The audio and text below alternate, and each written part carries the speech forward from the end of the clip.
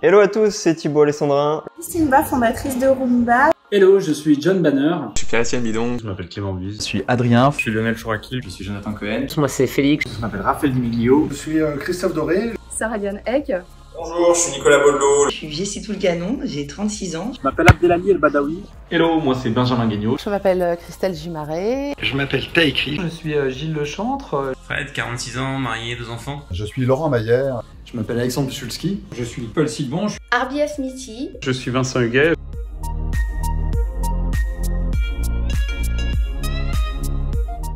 Le troisième projet qui me tient vraiment à cœur, c'est l'actionnariat salarié. Faciliter le cash-out pour les salariés. Ce sont l'inclusion et surtout la méritocratie. Des projets liés à la santé. Moi, je veux que la tech soit beaucoup plus diverse. Faire parler les différents secteurs entre eux. Que tu sois représenté, quelle que soit ta taille. La redéfinition des critères du Next 40 qui sont essentiellement tournés vers la croissance. La tech for good. Fonder et créer le premier fonds axé 100% sur de la diversité. Premier, tout ce qui est lié à la simplification de la gestion comptable, administrative, fiscale. Plus sur la formation.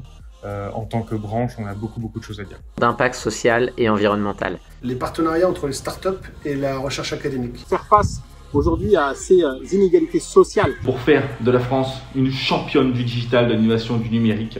Intégrer la task force de la cohésion sociale. De m'engager au maximum autour de la diversité. La tech doit être vraiment au service de l'humain. Je crois énormément dans l'économie impact. Je veux m'engager pour booster la tech française au sein de l'Europe. Comment donner suffisamment confiance aux gens pour leur donner envie de fournir des données. L'industrie digitale française est au bord de la désintégration. Plus d'égalité de chance. L'accès à l'investissement pour l'étape d'après, l'étape qu'on appelle le growth. On a besoin de femmes ingénieures, de femmes entrepreneurs et aussi de femmes dirigeantes.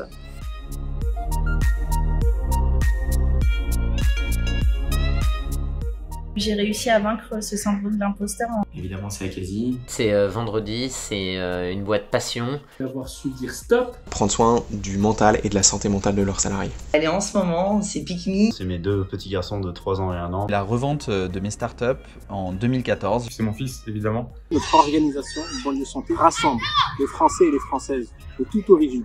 C'est l'obtention de l'agrément. C'est d'avoir lancé ForMatch. Elle est collective. En fait, c'est de mener un projet quasi social à grande échelle. La levée de fonds qu'on a aussi... Ça a été l'acquisition de surprise par le groupe Skippers. J'ai repris la présidence de la fédération Les Premières. Sauter de la Tour Eiffel, c'était quasiment créer sa start-up en soi. C'est d'avoir pu accompagner de milliers de personnes et leurs familles dans un projet d'expatriation. C'est ma famille. On a facilité l'accès aux soins. Créer une famille professionnelle. Ce sont des emplois du futur. Une Fresh Tech Ticket. C'est la culture de Malte. La création d'un acteur à impact dans le numérique.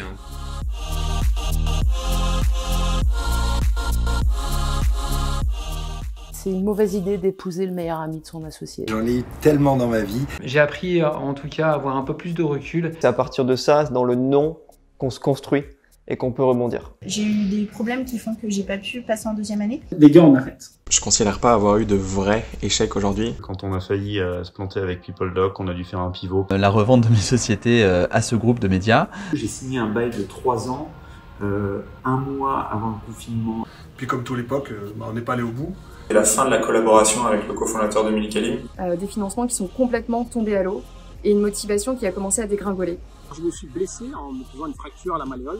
C'est d'avoir mis 2 ans et demi à obtenir un agrément qu'une auto-école obtient normalement en 3 semaines. Un texte de loi est venu exploser l'activité. J'ai jamais réussi à aller au bout du projet. La notion du temps long, pour moi, est assez dure. Que 120 000 heures d'impact après tant de temps. J'avais lancé une nouvelle offre, on a perdu énormément d'argent.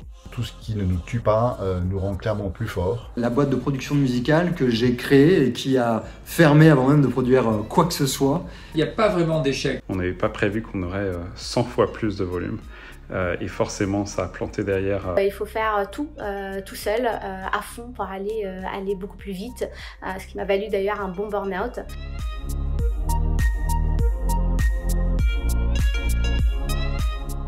Nouveau monde du travail. Je suis comme toi. Déjà, je suis très drôle.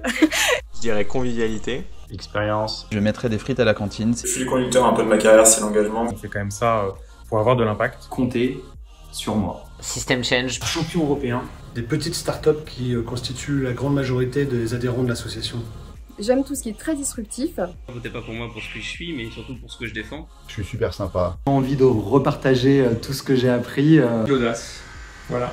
Résilience, amour. Et ensuite l'équité, pour moi c'est la base. Combatif. Déterminé. Je me battrai pour vous. Travail et plaisir, pour moi, sont vraiment indissociables. Votez pour moi. Méritocratie.